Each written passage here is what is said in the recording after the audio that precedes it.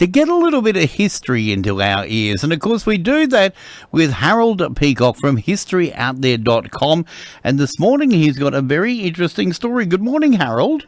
Yes, good morning, Damien. Yeah, it's from Warwick to Toowoomba to Dalby. This mystery is 150 years old, and it covers the whole of Darling Downs. It's really, really interesting. Oh, I'm looking forward to this. This is a mysterious disappearance of Mrs Mandall.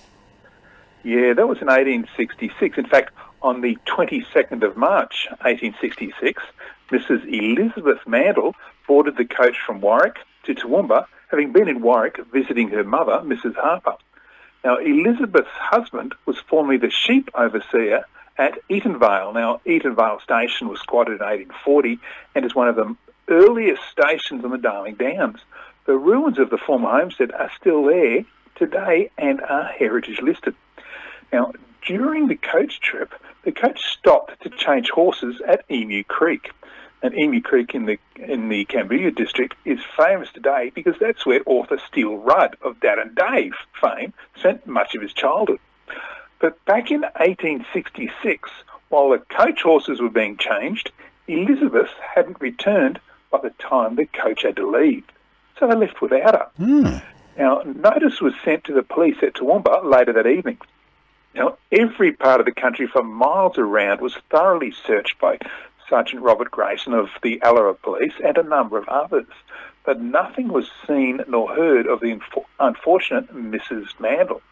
Now, 6 years earlier, Sergeant Grayson had actually been one of the searchers for the lost girl of Callandoon, who I told you about a couple of weeks ago.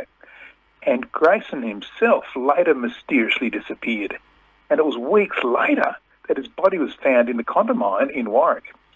Anyway, some items belonging to Elizabeth Mandall were eventually found. These included her hat, shawl, and crinoline, which, as you may know, is a stiff petticoat designed to hold out a skirt. You'd know that, don't you? Yeah, of course. So I used to wear one all the time.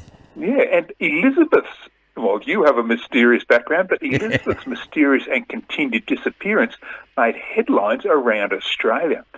But finally, 3 months after she walked away from the coach at Emu Creek, Elizabeth's decomposed remains were found about 3 miles from where she disappeared. Dear. Now, Elizabeth's family remained in the district.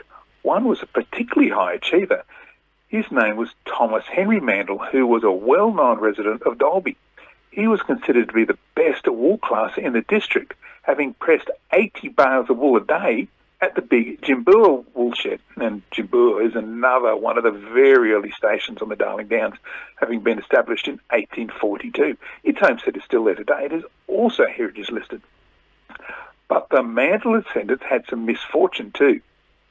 Elizabeth's grandson, Harry, was killed in action in France during the First World War. A great-grandson, Walter, was just 2 years old when he was lucky to survive being bitten by a death adder while playing in the yard of the family home in Dalby. But the disappearance of Elizabeth Mandall was never fully explained.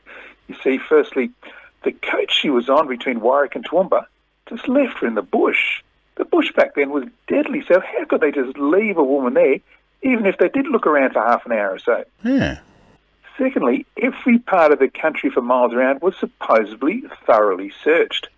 But Elizabeth's remains were found just 3 miles from where she disappeared, so it could not have been too thoroughly searched. And then there was Elizabeth's husband, Henry Mandall. Now, he was advertised looking for work before the disappearance and was convicted of drunkenness in Toowoomba afterwards. Now, that's not unusual for the time, but there doesn't appear to be any record of him leading any public appeal or similar, which you might expect for someone whose wife had been missing for months without a trace. Now, Elizabeth Mandall, she was abandoned by the coach, a less than thorough search was made, and her husband didn't seem to kick up a fuss. It all sounds a bit strange to me, Damo, so there are still Mandall family members living on the Darling Downs. So if any of them are listening, I'd love it if they could shed any light on this 1866 mystery, which in my mind is unsolved to this day. Wow, that is a great story. And imagine, the fear that she must have had when that coach pulled away and she wasn't on it. Oh, look, that just unbelievable. How could do that? And this is an area where, don't forget, there was a girl just disappeared in a similar area just a few years earlier. But it's in the bush. It was deadly out there in times just simply because the conditions were harsh, the dress wasn't right, and there weren't roads with cars going by all the time. This was out remote area. Yeah.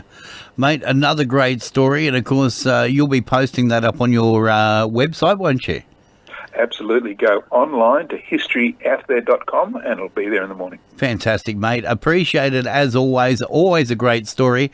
And, of course, as we always say, if anybody's got an interesting historical story out there, they should jump onto that website and let you know about it. Yes, absolutely, including any members of the Mandall family. I'd love to hear any oral history that might have been passed down through the family about this mysterious disappearance. All right, the mysterious disappearance back in 1865.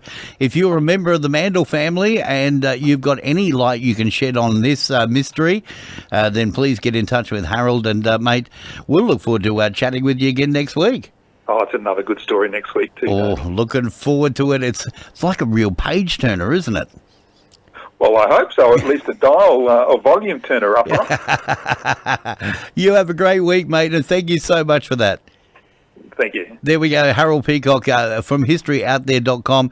What an interesting story. And if you can shed any light on that, maybe you're a member of the Mandall family or close friends to the Mandalls and you heard some stories, we'd love to hear from you. Jump onto historyouthere.com and let Harold know all about it. We'll take a break, back with more in a moment.